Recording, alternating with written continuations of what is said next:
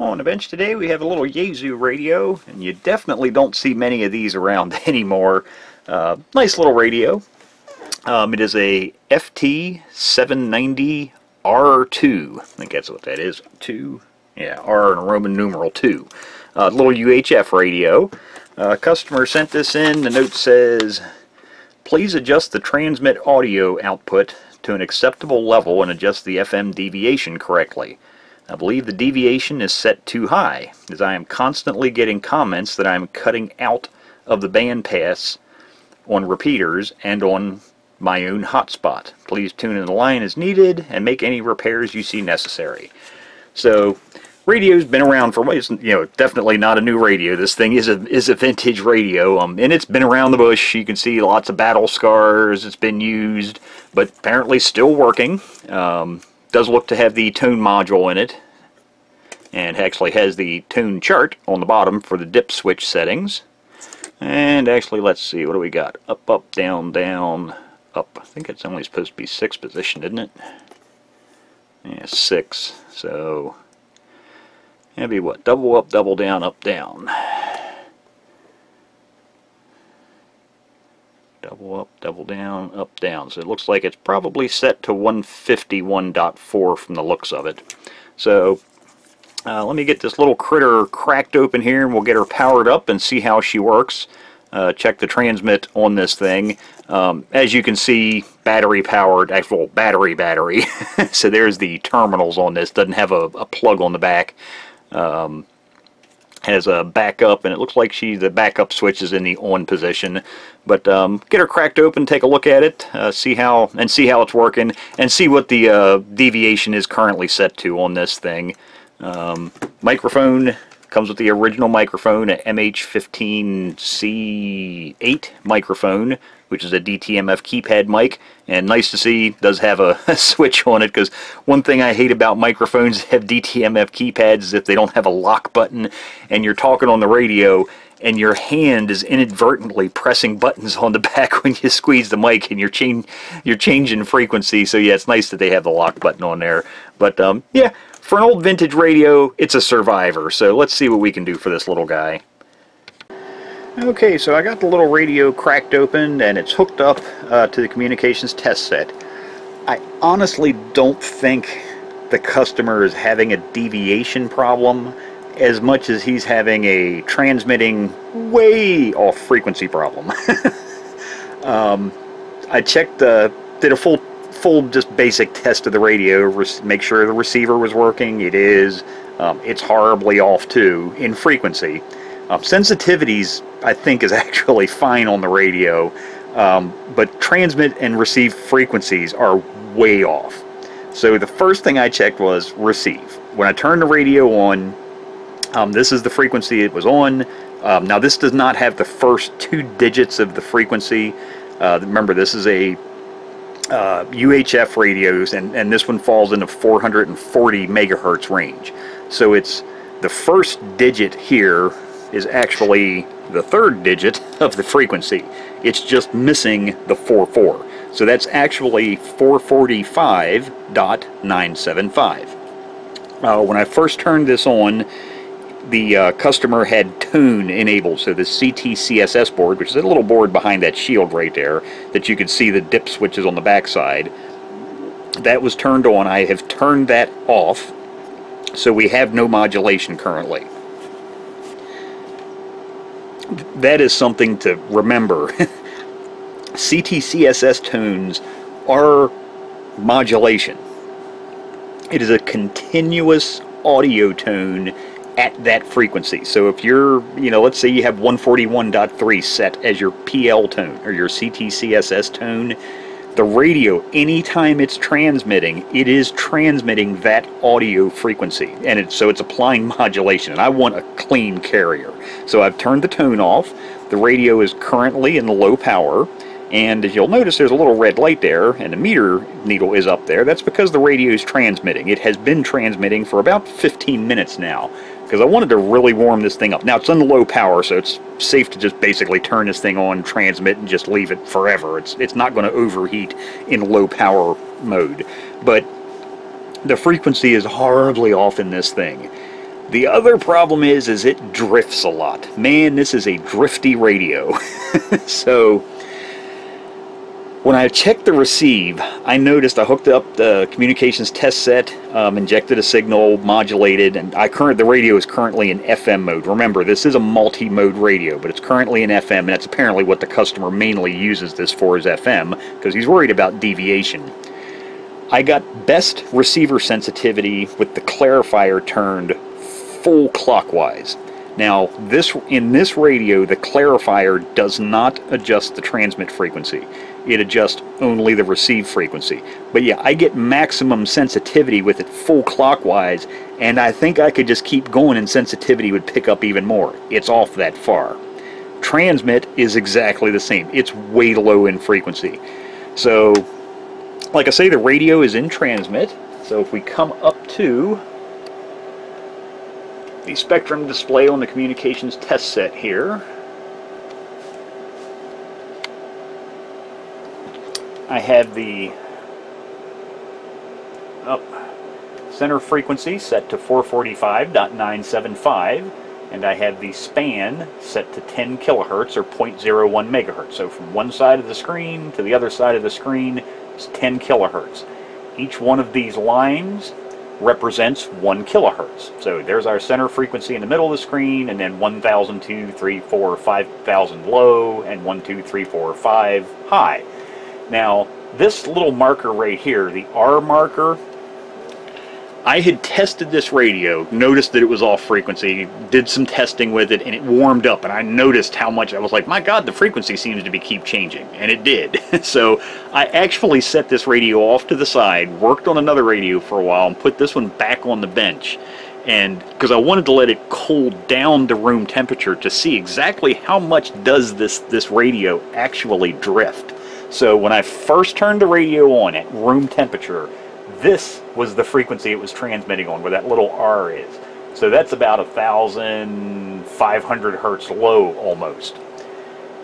It's been in transmit mode now for about 15 minutes. And like I say, it's low power. It's not like the radio's hot. If I touch the aluminum chassis, it's warm. Just, barely warm.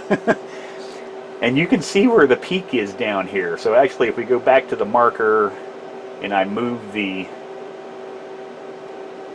marker number 1, we'll put that up there on the peak.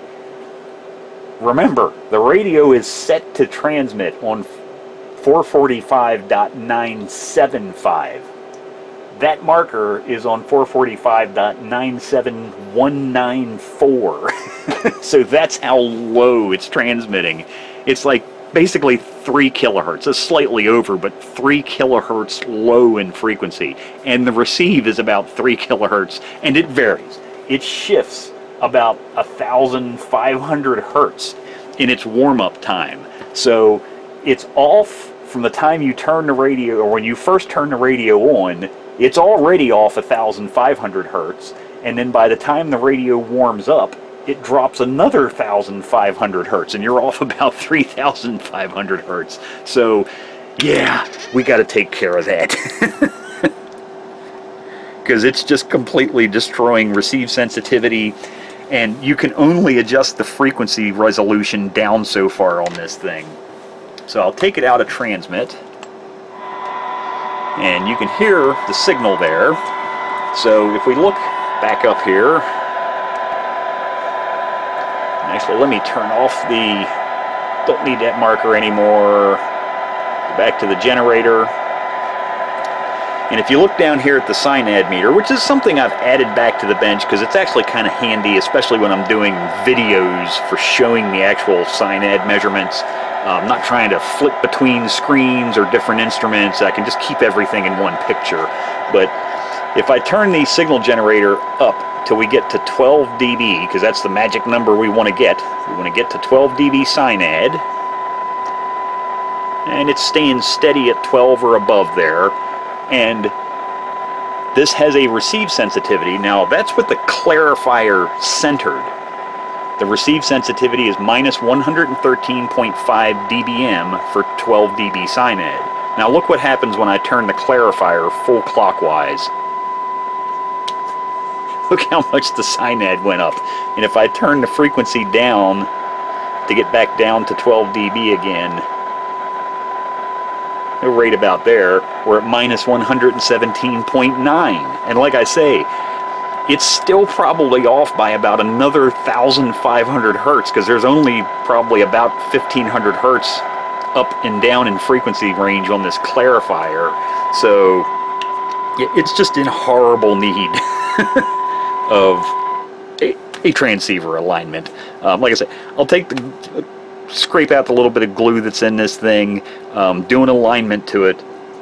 I'm going to wait to get hear back from the customer to see exactly what he wants. Now the service manual says to set this for 4.5 kilohertz of deviation in FM, but I want to check with the customer just in case he has a specific deviation point he wants this set at, and I can go ahead and set it at that point for him. But yeah, I really don't think it's a deviation problem. It's just he's horribly off frequency, and that's why because even the wording that he used in this note,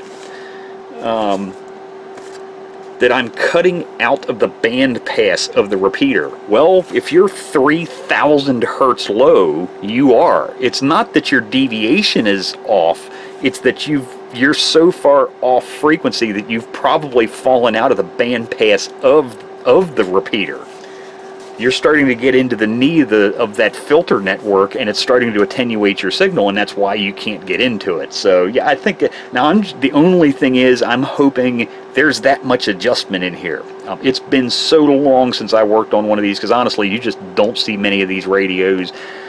I can't remember how much range there is in when you're doing the frequency calibration. I'm hoping there is enough range to bring it back on frequency. If not, a lot of times we can add either series or parallel capacitance at the oscillator crystal to try and shift the frequency even a little bit more if there's not enough tunability in the circuit itself. But you don't want to get too far, you don't want to get too crazy with doing stuff like that, because you can start to add other problems to the radio then. But yeah, fingers crossed there's enough alignment range in this thing to bring it into calibration without having to do anything like that, because honestly that's going to suck, because if I have to do that, I'm going to have to pull a board out of the radio, because remember, there's a board on either side of this. So let's just go ahead and turn this off now. Get the alligator clips unhooked, unplug my external speaker, which I don't know why I even had this one plugged in, because I was using an external speaker there. Get everything unhooked from it, and we'll show you the other side.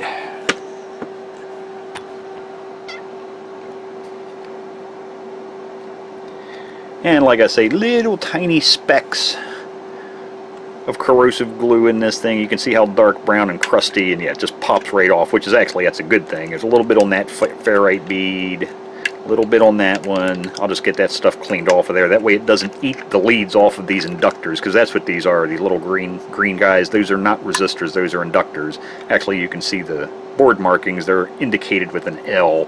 But yeah, little bitty glue, you know, 30 seconds worth of glue removal probably in this thing. I think an alignment, and it'd probably be fine. I don't think there's any other real problems with this. Now, I have not tested any of the other modes. I have only tested FM so far, because that's the only thing the customer was complaining about. But I can only imagine that those are going to be just as bad, you know, receive and transmit, because it's using the same oscillator circuits. So yeah, they're all going to be off frequency. He probably just doesn't realize that, because he doesn't use those modes. He's using this in FM to transmit into a repeater. So let me get to it and report back, and we'll just see how good receive sensitivity should pick up. We should easily be able to probably get this radio as far off as the receive is in this thing. I'd say on FM I should be easily able to get minus 120 dBm for 12 dB SINAD, if not minus 125 or better even.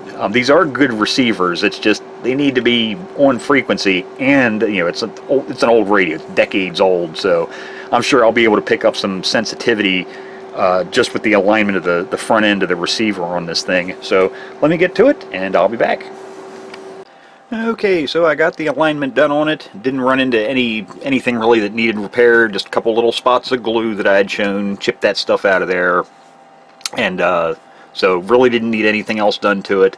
Its main problem was, like I said, I don't think he was really having a deviation problem as much as it was a frequency way off problem.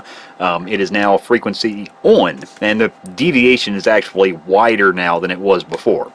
I think I mentioned previously the service manual has the deviation set on these at 4.5 kilohertz. So that's what it's set at now.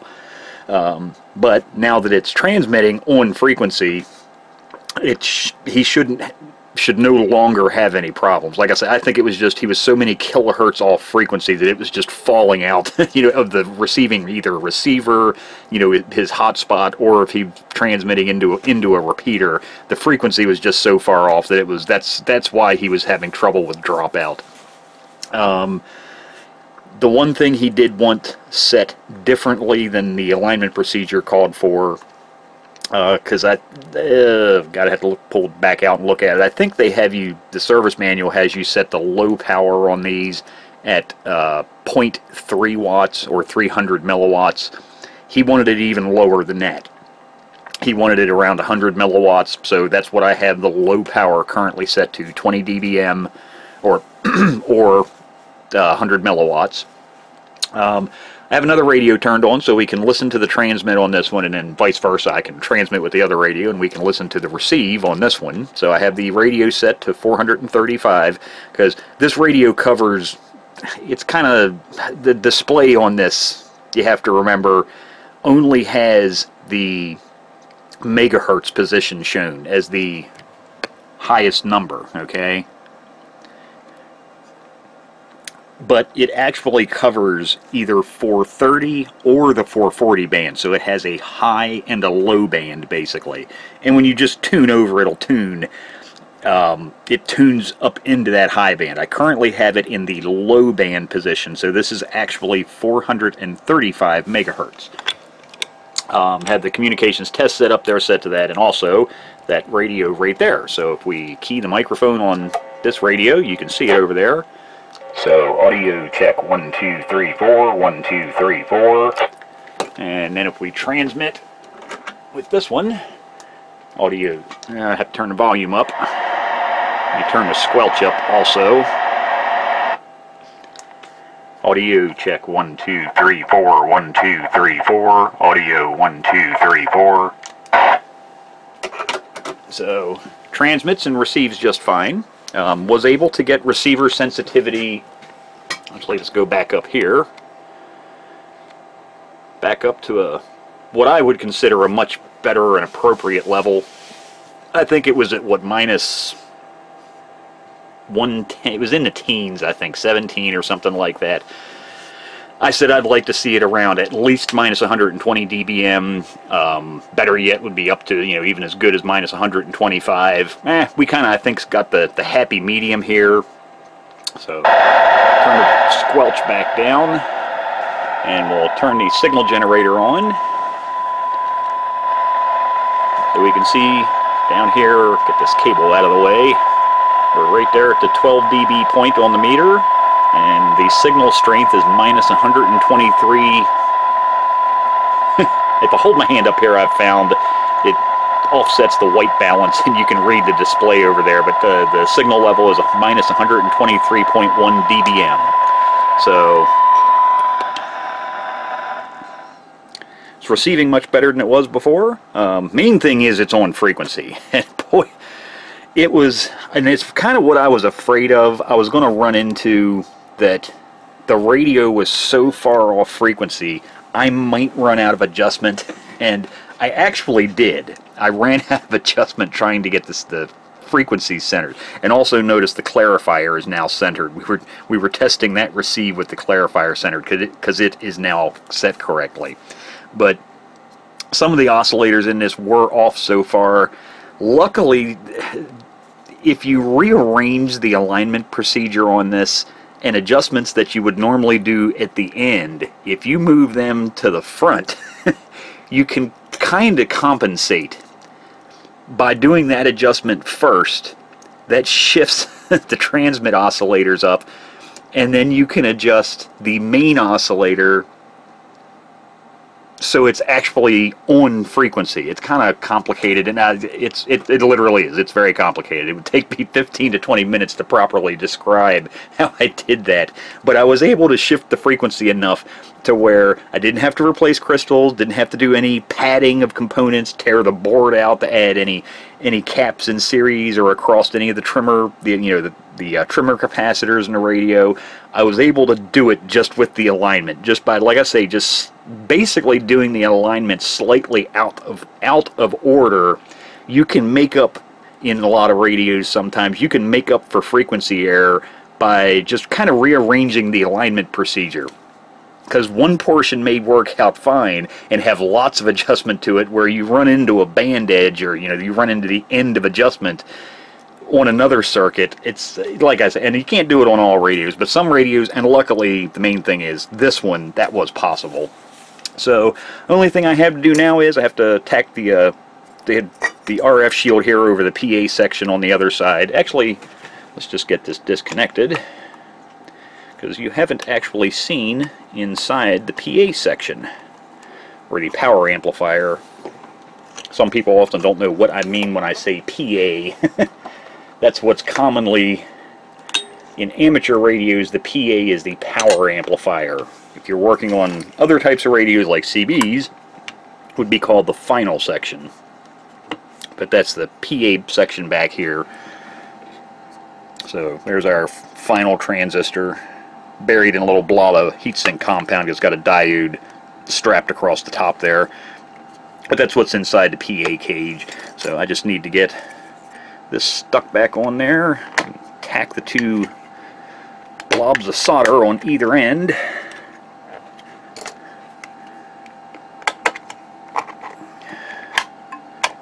Oh, for Pete's sakes, cover. This thing just doesn't want to go on here.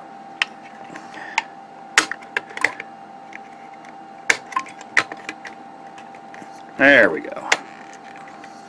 Now we're on. So there we go. Won't bore you with putting it all back together, putting the covers and everything back on. It's going to look just like it did when I took it apart. It's a little bit, I'll get it cleaned up, but other than that, so yep. But there you go. So there's a Yaesu FT-790RII man pack, or shoulder strap backpack style radio. Because yeah, that was another thing they had with these. I think I forgot to mention, you get the shoulder strap so you can carry it around. But anyhow, there you go. It's back in working order, and customer shouldn't have any problem now getting into his hotspot or repeater.